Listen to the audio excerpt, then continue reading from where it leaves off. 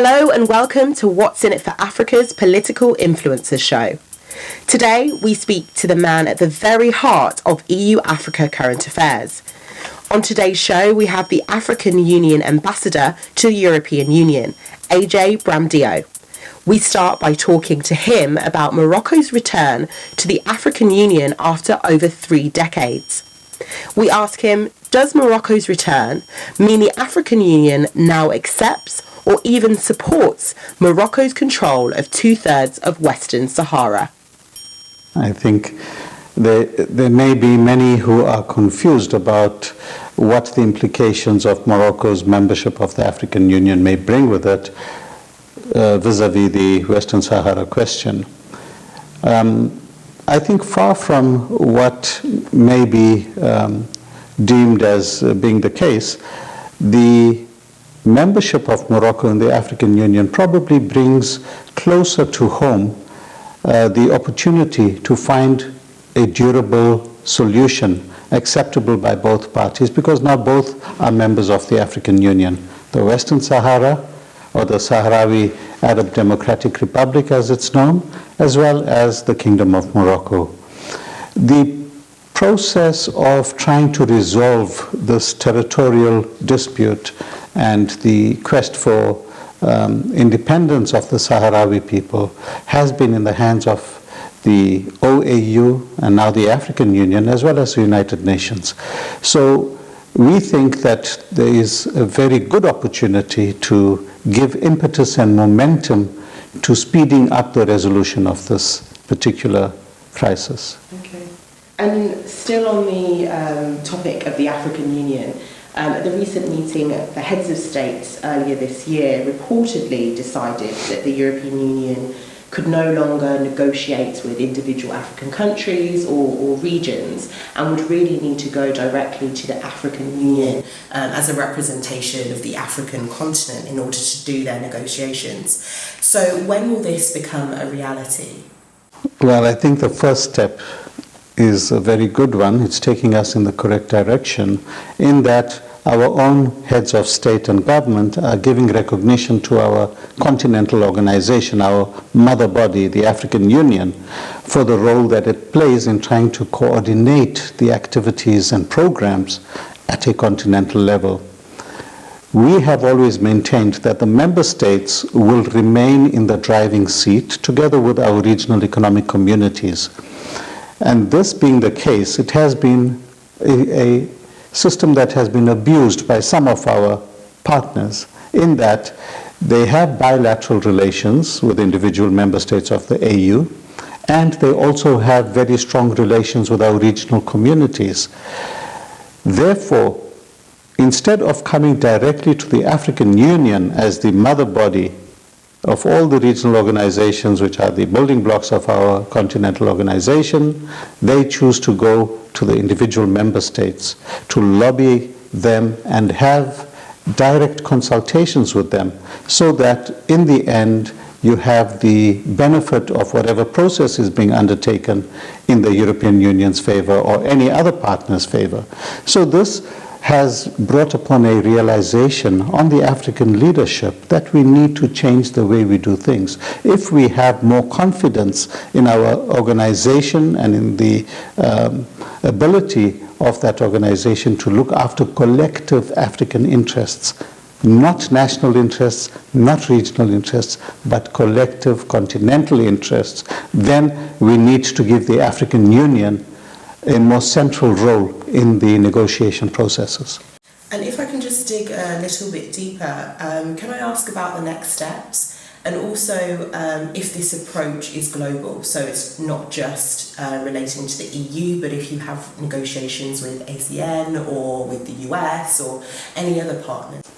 Indeed, I think it's a decision that's taken in principle, which will apply to the African continent's engagement with all partners across the board.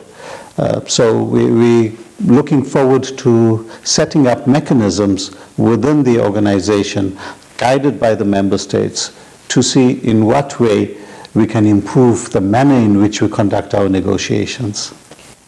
And moving on now to the prestigious Mo Ibrahim Prize.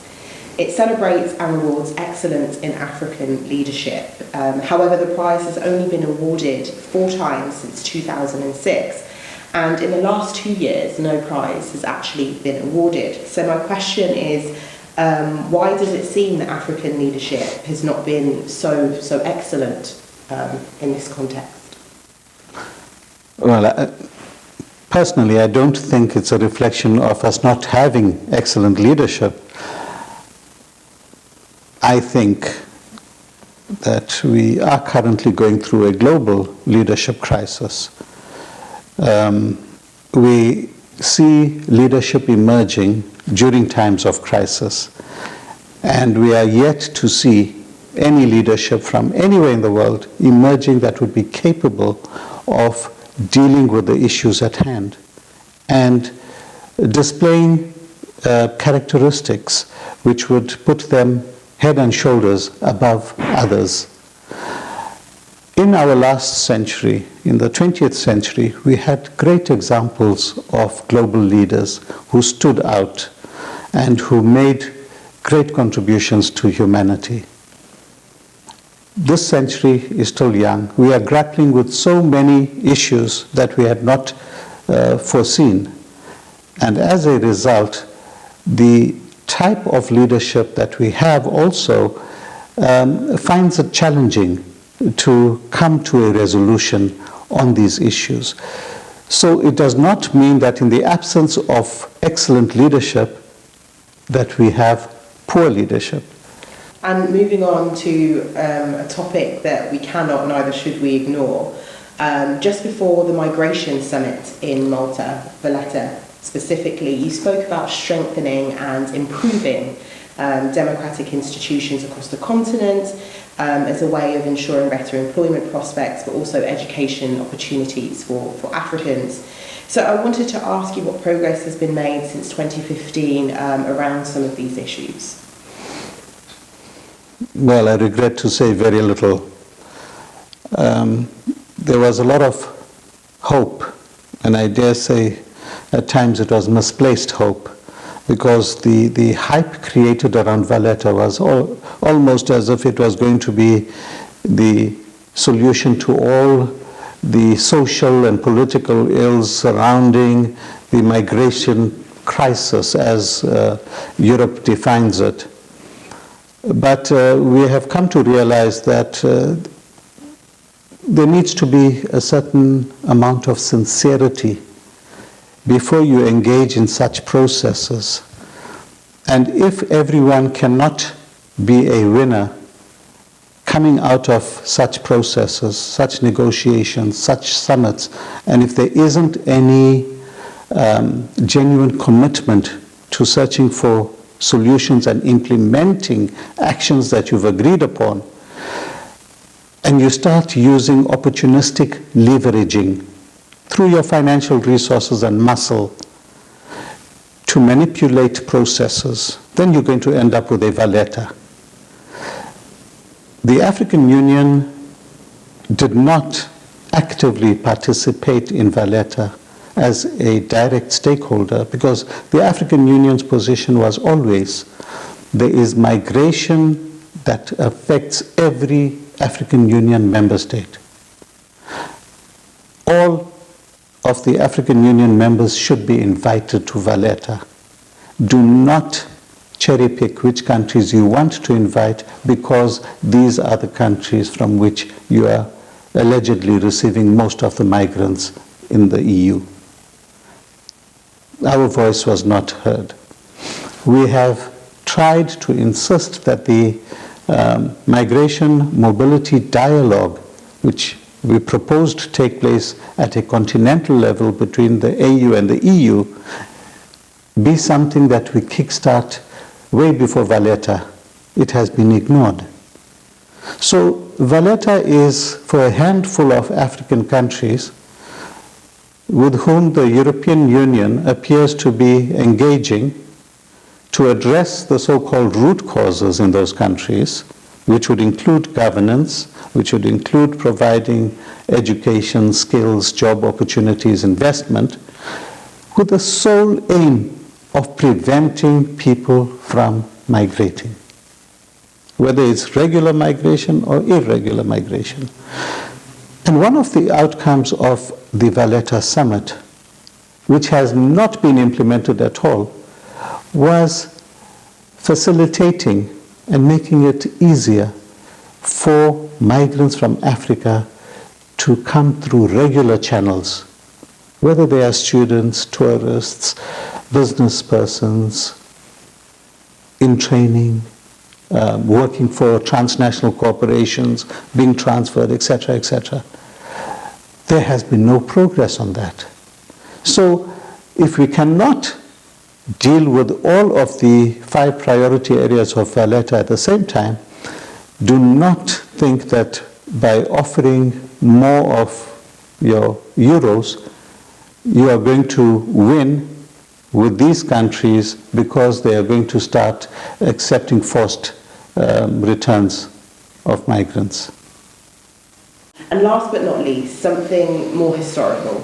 2017 marks the 60-year anniversary of the Treaty of Rome, which to a large extent established what we now call the European Union, and it also incorporated several African colonial territories into the European Common Market.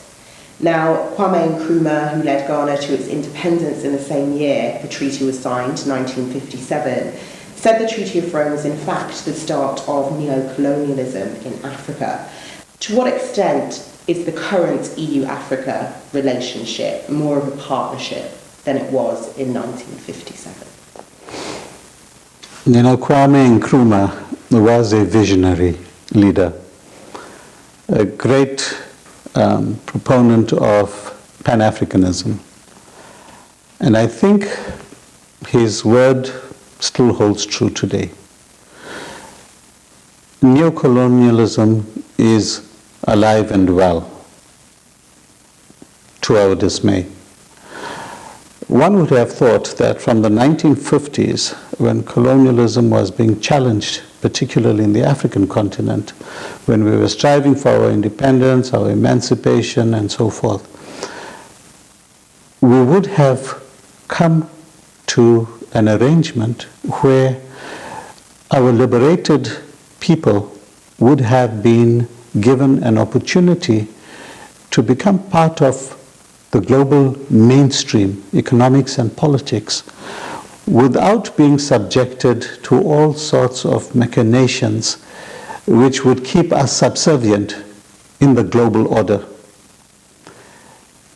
To date, you find that Africa is often euphemistically called a partner in its relations with other individual countries or regions.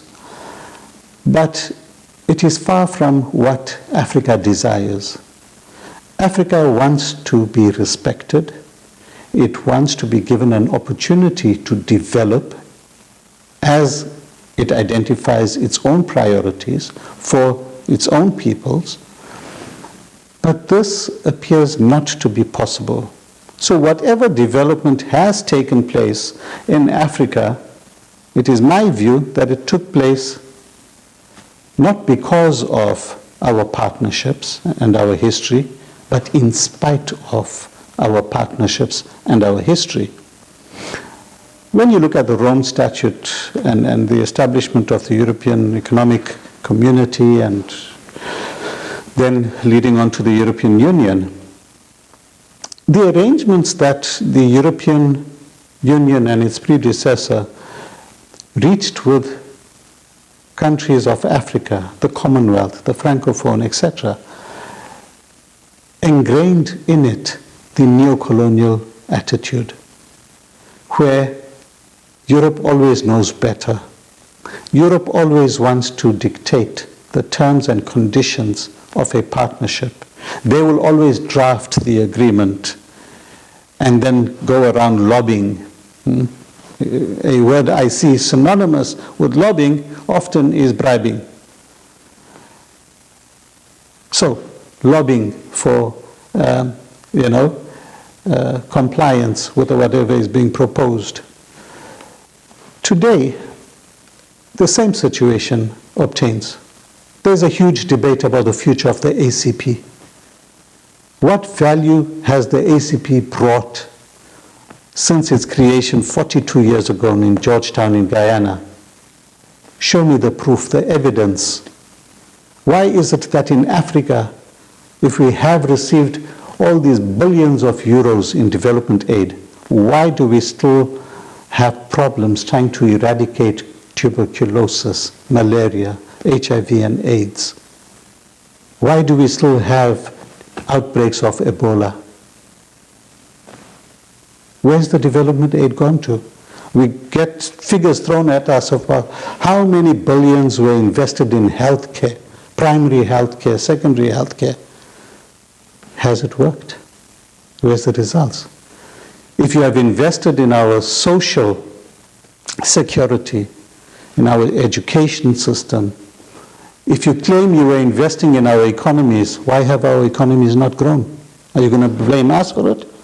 Are people so lazy, unskilled, and uneducated that they can't work and make the economy grow? And we also have to look at this whole exercise of multi-financing over 6-year periods, 5-year periods. Does it work? We have evolved into a global society where we claim to have the moral high ground when it comes to not attaching conditions to development assistance.